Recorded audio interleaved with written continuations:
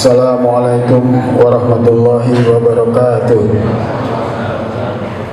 Bismillahirrahmanirrahim. Alhamdulillahirabbil alamin. Wassalatu wassalamu ala asyrafil anbiya'i wal mursalin wa ala alihi wa sahbihi ajma'in.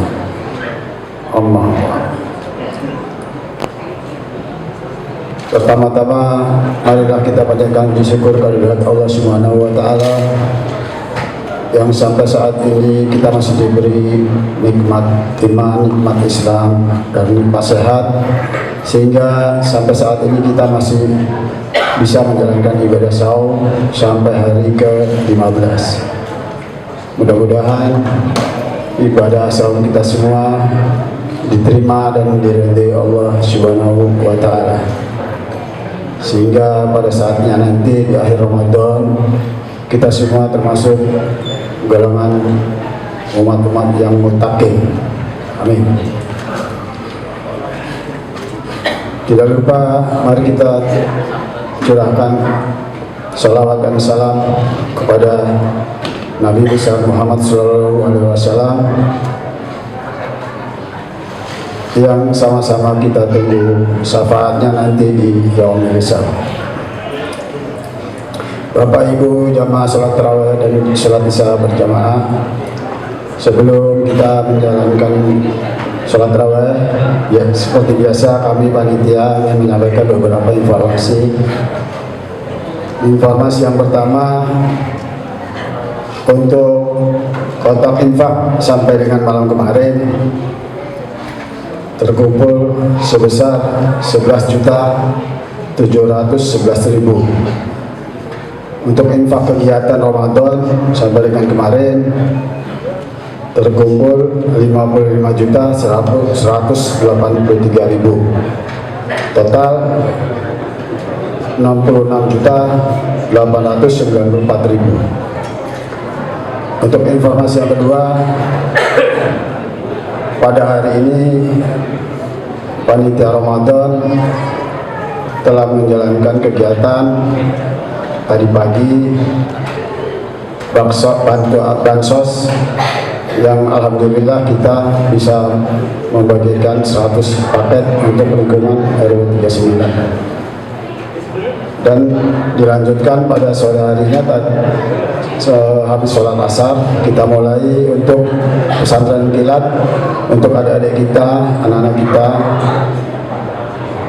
yang berjumlah 39 santri yang terdiri dari 18 santriwati dan 21 santriwan. Mudah-mudahan diberi kemudahan dan kelancaran sampai selesai acaranya besok jam 2 siang.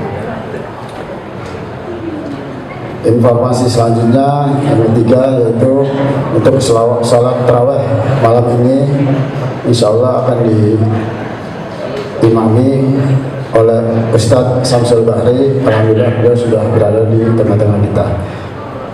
Untuk informasi yang keempat, sebelum kita menjalankan sholat tarawih ada tausiah yang akan disampaikan oleh Ustadz Hasanuddin yang akan membawakan tema perintah untuk menjaga diri dan keluarga dari siksa api neraka. Demikian informasi dari kami panitia. Kepada adik-adik, anak-anakku yang saleh dan saleha, pada saatnya nanti salat tarawih dimohon tidak berisik dan tidak berlari-larian sehingga mengganggu jalannya salat tarawih. Wabillahi taufiq wal hidayah. Wassalamualaikum warahmatullahi wabarakatuh. Pada Ustaz Hasanuddin, wabillahi taufiq wal hidayah.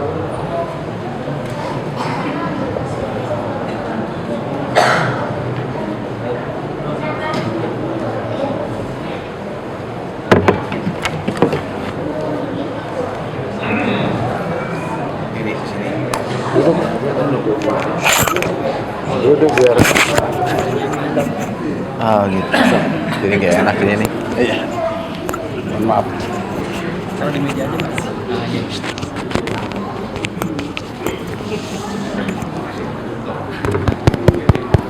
Begini aja lah. Begini aja. Sama arah. Assalamualaikum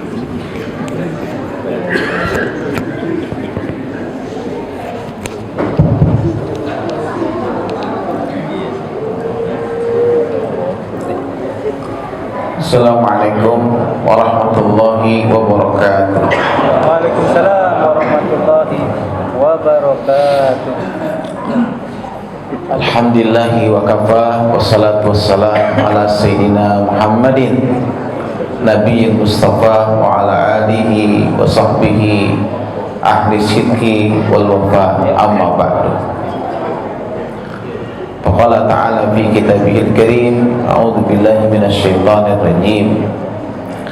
Ya ayyuhalladzina amanu qu anfusakum wa ahlikum nara wa quduhan nas wal hijaratu 'alaiha malaikatun qiladun shidadun la ya'sunallah.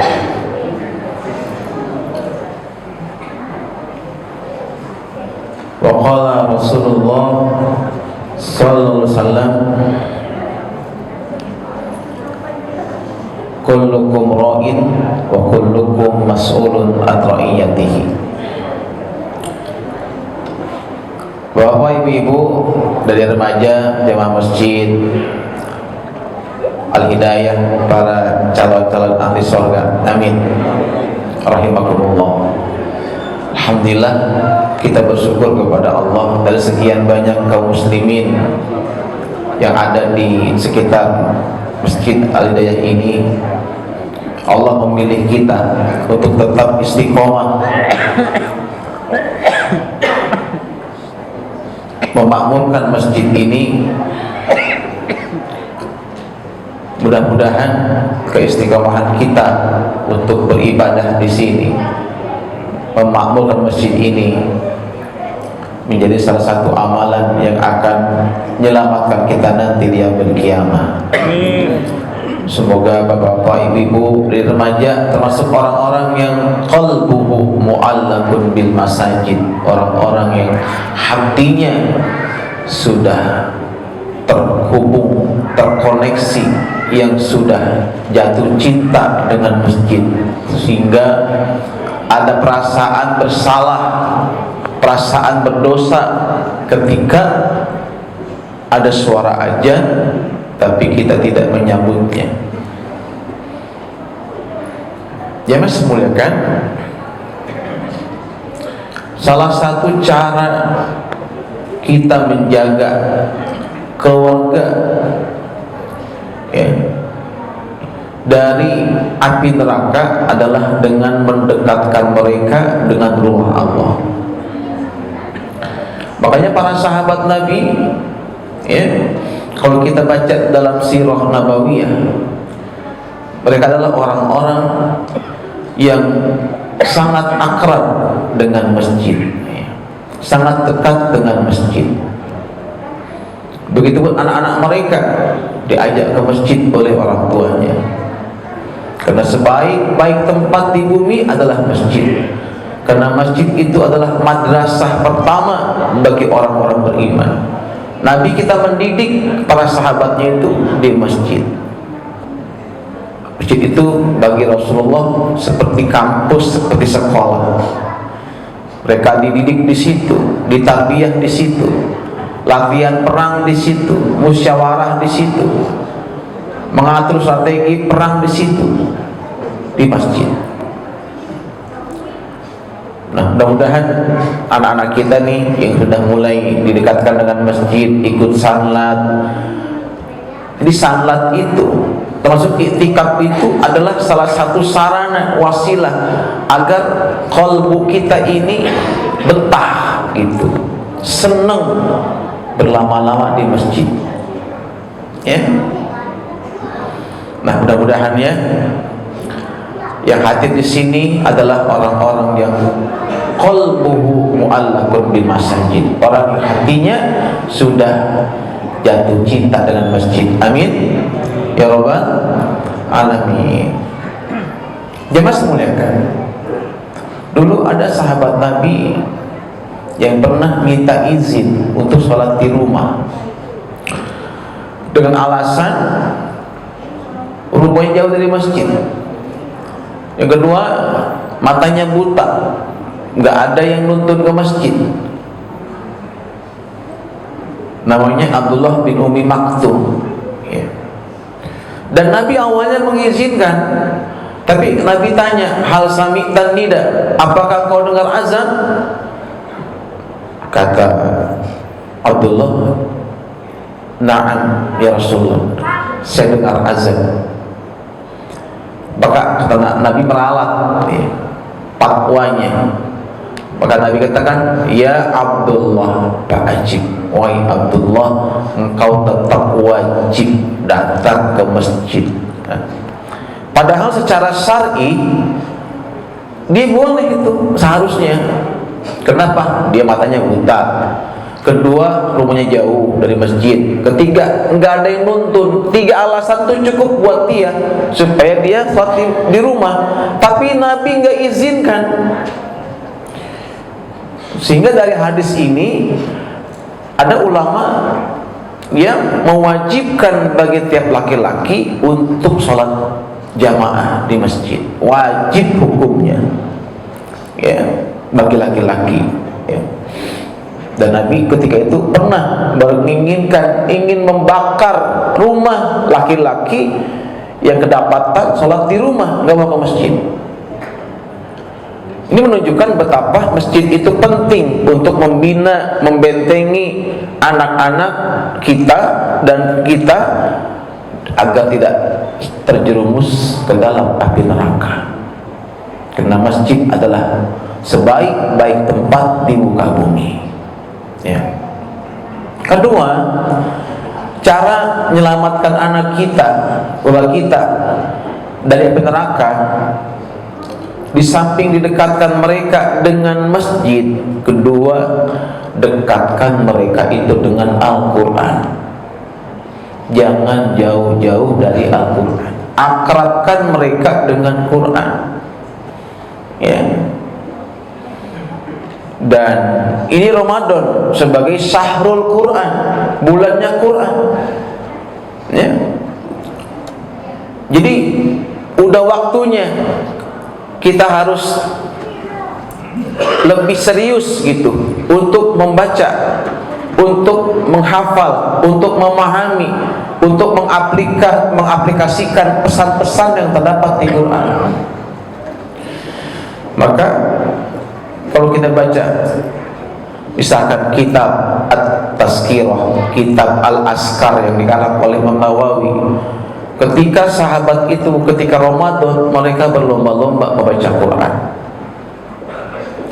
Maka kita kenal ada sahabat yang bisa hatam Quran Ramadan itu dalam witirnya.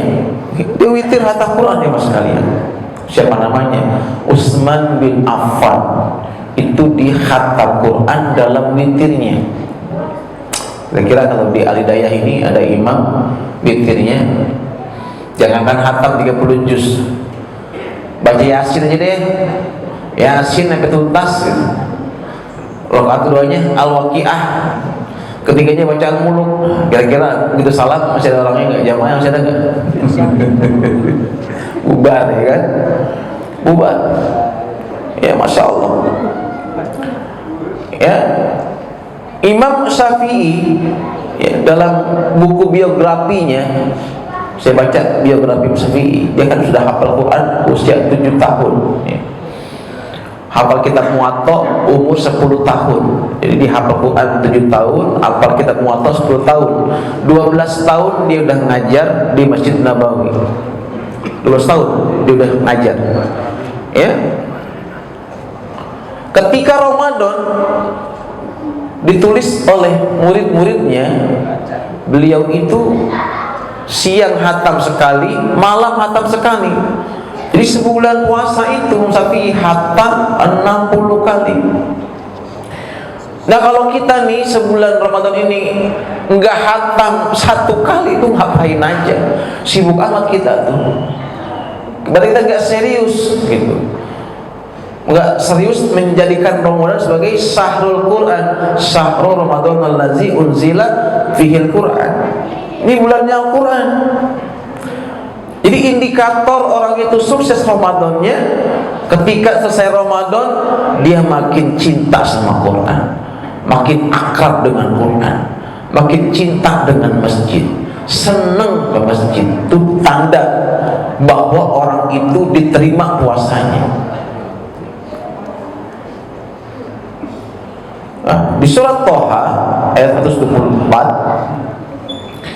Allah mengancam orang-orang yang terlalu sibuk dengan dunia sampai nggak sempat baca Quran, sibuk dengan proyek misalkan, sibuk dengan dagangan, sampai nggak sempat baca Quran, lalai dari Quran. Allah tegaskan di situ, wa man a'rada an zikri fa inna lahu ma'isatan danka wa nahsyuruhu yaumal qiyamati a'ma. Barang siapa yang berpaling an zikri, dari peringatanku, yakni Quran. Quran itu namanya az-zikr, ya. Inna nahnu nazzalna dzikra. Az-zikr, sebenarnya kamilah yang telah turunkan az-zikr, itu Quran. Wa inna lahu lahafizun, dan kamilah yang akan menjaganya. Di Quran itu namanya az-zikr. Wa man a'rada an zikri, barang siapa yang berpaling dari az-zikr, itu peringatanku, yaitu Quran, fa inna lahu, maka kata Allah nih, maka baginya ma'isyatan donka, akan disempitkan kehidupannya. Apa Ustaz, itu banyak orang gak ngaji, gak baca Quran, tapi hidupnya lapang, rezekinya lancar, tajir melintir, bisnisnya moncer, istrinya 3, misalnya gitu. Gak bener dong nih Quran. Katanya siapa yang meninggalkan Quran disempitkan hidupnya. Yang dimaksud disempitkan hidupnya di situ, kata Nabi, disempitkan nanti di alam kuburnya, gitu. Bukan di dunianya, dia akan disempitkan di alam kuburnya. Semua kita bakal mati, betul Pak? Betul Bu? Semua kita bakal masuk alam kubur, betul nggak? Betul. Mau milih alam kuburnya sempit apa lapang? Lapang. Ya? Kalau kita pengen kubur kita lapang, jangan jauh-jauh dari Quran. Karena Allah mengancam, fa inna lahu ma'isatan donka, barang siapa yang berpaling dari Al-Quran akan kami sempitkan nanti di alam kuburnya. Enggak sampai di situ ancamannya, wa nahsyuruhu yaumal qiyamati a'ma, dan akan kami bangkitkan nanti, kami kumpulkan nanti yaumal qiyamah, di hari kiamat, a'ma, dalam kondisi buta kedua matanya. Ini ancaman Allah, serius nih. Jadi Allah ancam tuh, kalau kita di dunia ini Quran banyak, lihat tuh Quran banyak kan tuh, itu Quran masih ada yang dibungkus loh, masih ada yang dibungkus, berarti kemarin dibuka, ya.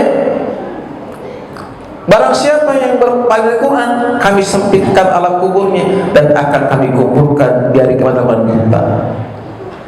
Kenapa? Dikasih Allah mata, bisa melihat, dia bisa sempat melihat WA, ngelihat YouTube, ngelihat TikTok sempet, buka Facebook sempet, ya. Semua medsos di handphonenya dilihat sempet, dan bisa uangin waktu berjam-jam untuk itu, tapi nggak sempet buka Quran.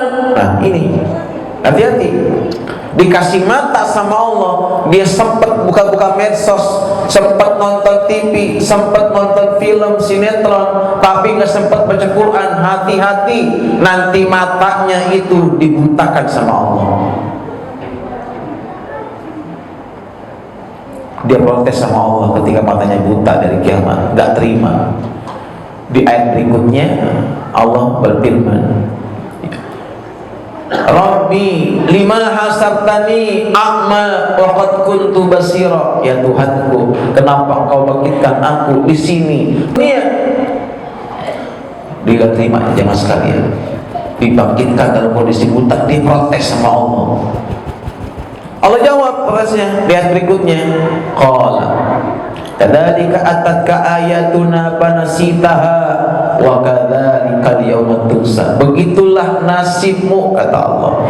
Dulu ayat-ayatku ada, Al-Quran dicetak banyak, fanasitaha, tapi kamu lupain, kamu cuekin tuh Quran, kamu tinggalin tuh Quran, gak pernah dibaca tuh Quran, gak pernah disentuh, gak pernah dikaji tuh Quran. Maka hari ini nasibmu aku butakan. Nah gitu jamaah sekalian. Kan kita gak mau nanti kayak gitu nasib kita. Gak mau kan di padang masa dalam kondisi buta jamaah sekalian. Maka kalau kita gak pengen dibutakan sama Allah, nih Ramadan syahrul Quran, jadikan bulan untuk kita kembali kepada Quran.